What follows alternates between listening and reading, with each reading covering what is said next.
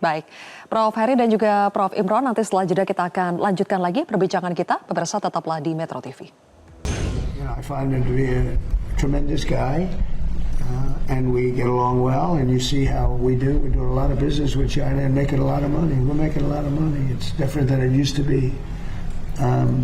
But I'll be talking about that'll be one subject. But he's been very nice about this. You know, in all fairness, he gets like 60% of his oil from Hormuz, and I think he's been very respectful. We haven't been challenged by China. They don't challenge us, and he wouldn't do that. I don't think he'd do that because of me. But I think he's been very respectful. Baik, kami lanjutkan lagi dialog bersama dengan Profesor Imron Kotan, Mantan Dubes RI untuk China dan juga Guru Besar Bidang Hukum HAM Internasional FH UGM. Ada Prof. Heribertus Djaka Triana. Saya kembali ke Prof. Imron. Prof, bagaimana Anda membaca sikap China terhadap kontrol Selat Hormuz yang dikendalikan Iran? Apakah China mendukung aturan baru yang diterapkan Iran di Selat Hormuz atau sebetulnya China lebih menginginkan kondisi Selat Hormuz seperti sebelum perang di mana semua kapal bebas melintas?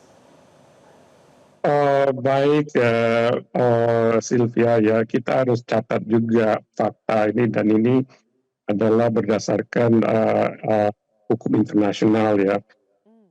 China dan Iran itu adalah state parties to apa yang dinamakan UNCLOS, ya, United Nations Convention on Law of the Sea tahun 1982, di mana salah satu artikelnya mengatakan menjamin freedom of navigation. Jadi ini ya, Mbak Sylvia, sebenarnya ini tidak ada masalah. Sebelum konflik, Selat Hormuz itu kan bebas-bebas saja ya, tidak ada yang mengganggu baik dari Iran maupun dari Amerika Serikat. Tapi karena mendapat tekanan, kemudian Iran melakukan apa yang dinamakan weaponization of Strait of Hormuz, mempersenjatai, menggunakan Selat Hormuz sebagai senjata untuk memberikan tekanan kepada ekonomi dunia sehingga Amerika Serikat melepaskan tekanannya terhadap Iran. Nah, kemudian yang perlu kita juga sampaikan adalah bahwa Amerika Serikat sendiri di sisi lain menginginkan menemukan apa yang dinamakan exit strategy. Jadi sebenarnya exit strategy mereka itu adalah regime change, dan kemudian disusul berubah menjadi nuclear weapons program, kemudian berubah lagi menjadi freedom of navigation di Selat Hormuz.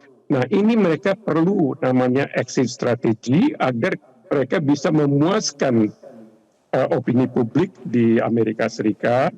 Kalau tidak, Presiden Trump dan Partai Republik akan kalah di midterm 3 November yang akan datang. Sementara dukungan dari kelompok MAGA itu masih tinggi, yaitu 40%. Dan pada sisi lain, dukungan terhadap berlanjutnya perang di Amerika Serikat itu hanya 27%. Oleh karena itu, Trump ingin mendapatkan exit strategy. Oleh karena itulah dia berkeinginan agar China bisa meyakinkan Iran agar kembali lagi mengembalikan Selat Hormuz sebagai kawasan yang bebas dari hambatan seperti yang juga dijamin oleh UNCLOS 1982. Jadi sebenarnya ini adalah bagaimana Amerika Serikat itu keluar dari konflik ini secara dignified, secara anggun begitu ya, dan dianggap sebagai pemenang di dalam perang di public opini mereka di Amerika Serikat. Karena pertempuran ini ada dua front, Mbak Sylvia. Yang pertama adalah front melawan Iran, dan kemudian front melawan public opini di dalam negeri. Dan semua perang yang dilakukan oleh Amerika Serikat itu kalahnya di perang domestik, public opini gitu.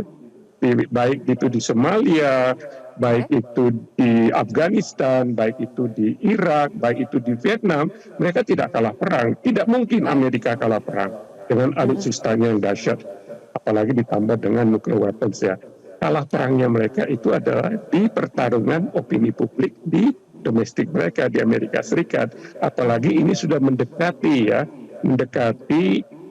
midterm election 3 November yang akan datang. Saya ingin mencatat ini, saya ingin menutup pernyataan saya. Mark my words, the House of Representatives akan dikuasai oleh Demokrat. Pasti itu berdasarkan hitungan dari kalkulasi politik saya. Yang masih dipertaruhkan itu adalah Senat. Dan Senat dalam posisi sekarang ini adalah 50 against 50%. Kalau mereka bisa mengambil 4 kursi saja, maka Senat dan House of Representatives akan dikuasai oleh Demokrat. Artinya apa? Ya. Impeachment terhadap Presiden Trump. Oke, baik. Oke, kembali lagi ke Prof. Heri. Prof. Heri, sekarang dunia menyadari bahwa kontrol Iran atas Selat Hormuz, bagaimana Iran menjadikan Selat Hormuz itu sebagai weapon, sebagai senjata yang ternyata bisa mempengaruhi ekonomi dunia, ini adalah masalah yang sangat krusial. Oleh karena itu, ada banyak negara-negara yang sudah mulai mencoba untuk dalam tanda kutip merebut kendali Iran atas Selat Hormuz, apakah itu melalui PBB dengan meminta PBB untuk menjatuhkan sanksi atau lewat tangan Amerika. Jadi pertanyaan saya, Prof. Heri, apakah sebetulnya kendali Iran terhadap Selat Hormuz itu bisa direbut? Kita harus melihat fakta bahwa Iran itu adalah bukan negara anggota UNCLOS, tetapi dia meratifikasi Konvensi Hukum Laut 1952 yang mengintrodusir terkait dengan luas laut teritorial. Dan Iran tidak mengakui laut kontur geografis Selat Hormuz itu adalah sebagai sebuah selat yang digunakan untuk international navigations, di mana di atasnya terletak transit passage terkait dengan penggunaan kapal-kapal baik militer maupun sipil, sehingga dia menginterpretasikan terkait dengan kedaulatannya untuk membuat, untuk melakukan, untuk meminta apa yang disebut sebagai pungutan sebagai satu bentuk kedaulatannya. Saya kira ini bertentangan dengan hukum kebiasaan internasional yang saat sekarang itu menjadi sebuah keberatan dari masyarakat internasional, apalagi untuk mereka negara-negara maritim besar. Saya kira ini menjadi sebuah titik besar yang harus kita sadari juga, posisi Iran sebagai persistent objector terkait dengan selat yang digunakan untuk pelayaran internasional. Nah, saat sekarang bagaimana kalau situasi ini terus berlangsung? Saya kira banyak pihak yang dirugikan quote-unquote karena kebijakan Iran itu dapat melakukan keberatan ataupun dapat menginisiasi beberapa mekanisme hukum, entah itu nanti di ITLOS, entah itu di ICJ karena itu merugikan kepentingan negara dan melanggar hukum kebiasaan internasional, ataupun ke panel hukum laut yang ini sekiranya dapat dipergunakan. Tapi sampai saat sekarang semua pihak itu kan masih menunggu, masih wait and see terkait dengan gimana endingnya, supaya ketika langkah-langkah ini dipergunakan itu memperoleh basis justifikasi situasional, basis kerugian material imaterial yang jelas yang dapat dibuktikan.